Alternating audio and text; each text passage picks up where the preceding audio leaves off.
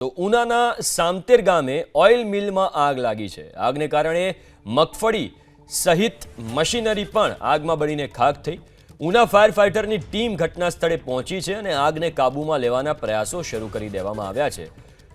તો ઉનાના સામતેર ગામે ઓઇલ મિલમાં આગ લાગી। દ્રશ્યો તમે સ્ક્રીન ઉપર જોઈ શકો છો। ત્યાં મગફળી પણ પડી હતી ઓઇલ મિલમાં અને મગફળીમાં પણ આગ લાગી ગઈ છે, બળીને ખાખ થઈ ગયું છે બધું।